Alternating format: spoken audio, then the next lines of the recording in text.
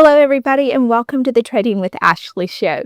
Now, we had a shorter trading week this week because we're closed for Thanksgiving. The market's closed, and then on Friday, it's just open for half a day. And so I want you to all be very careful because when you have lower participants in the market, like we do this week, a lot of the hedge funds, a lot of the institutions, they're all taking vacations. So there's not as much buying and selling going on.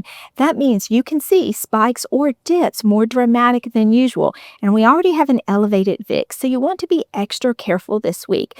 But I wanted to teach you a technique that can actually help your portfolio protect against further downside.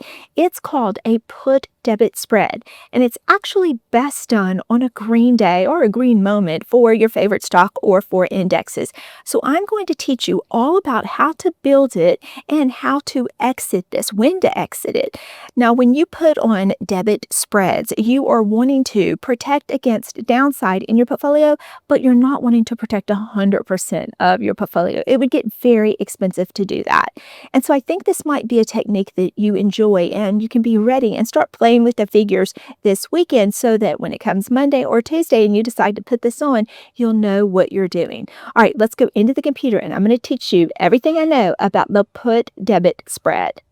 There's various ways that you can construct your debit spread, but the way I like to do it, I like to look at either the stock or the indices that I am going to be purchasing a debit spread on, and I like to look at the potential next level down so that I am adjusting my spread to capture some upside if the NASDAQ pulls down. So right now I'm looking at the QQQ, and we are right here at the bottom of the Bollinger Band, but I want you to notice something. Do you see this 38 on the RSI? We're not actually oversold until we get down to 30 on the RSI. So keeping that in mind, there is some potential more downward pressure that we may see. So where might we land next? Well, I like to pull my cursor down right to the next level of support that I see on these candle touches. And that puts me right here around that 560 mark. Now, if we were to lose this level and not bounce from here, then we could be headed down even further. And after this, I like to look right here around this 543, which is your 200-day moving average.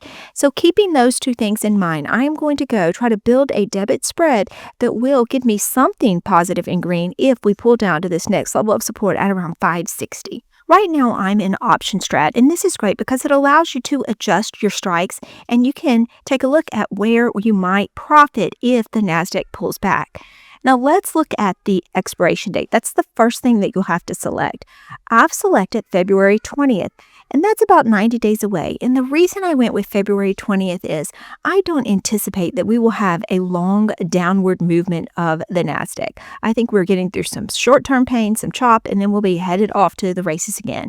So with that in mind, I think going out about 90 days is great because I do want to exit this trade before the 45-day mark.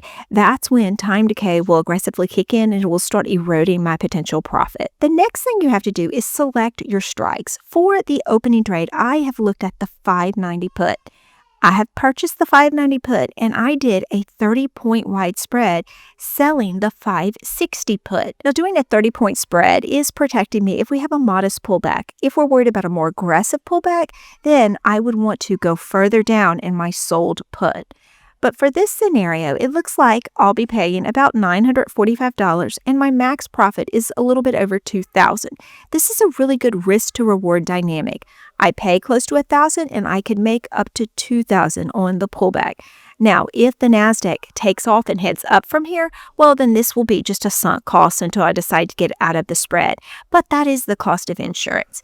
Now let's look at the level that it could pull back. I liked that 560 level, so if I look at 560, if it were to happen pretty soon, then I would profit about $500, and I might decide to exit at that point if it looks like we're going to head back up. Now, if we lose the 560 level, then I will watch it to see if we can get down to around 545, and then I may place my exit. So that would be my exit plan after I put this on. Now, let me take you to the actual broker so that I can show you how I built this spread. Once you get to your broker, you want to ensure when you're building your debit spread that you're using the same expiration date. Here you can see February 20th for both. At the 590 put, I bought to open that, and I did one of them. And then for the 560 put, I sold to open that one. This dynamic created the debit of $945. So you can see right here, if I were to preview it, that it would cost me $946 for this trade. Now, that's the most that I could lose because I am paying this debit.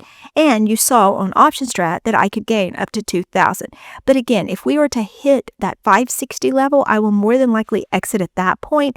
Unless it looks like there's more downward pressure, then I will just hold on to this trade until we get down to that next level of support, which would be around that 200-day moving average. Let's recap the construction of the put debit spread. First thing you want to do when putting this on is to identify the next level of support for the stock or ETF you are going to be trading. I like to go at least 3 months out. That gives me time for the trade to work out in my favor before I have to exit. I like to look for a 1-to-2 risk to reward ratio. After you put your spread on, consider your exit. You want to exit either once your level of support is reached, or you want to exit 45 days from expiration.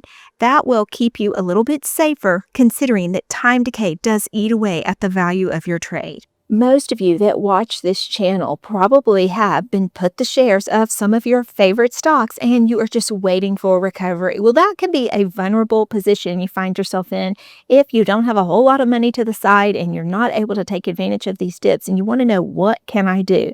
So hopefully this gives you some actionable items you can take to further insulate your portfolio, or at least see a little bit of green when everything else is red. I hope you found this helpful. Listen, if you do not want to be out there alone, if you want a community to share the good, the bad, and the ugly with, why don't you come and join us? We would love to welcome you into our community, and we will answer all of your questions and guide you through the most turbulent moments in the market. After all, it's no fun trading alone, especially when the VIX is elevated and there's a lot of fear in the market. Being part of a community can make all the difference. Remember, if you're with me, trading with Ashley, there is no trader left behind. Now, I'm going to leave another video for you that I think will help you through turbulent times. You can watch that right here.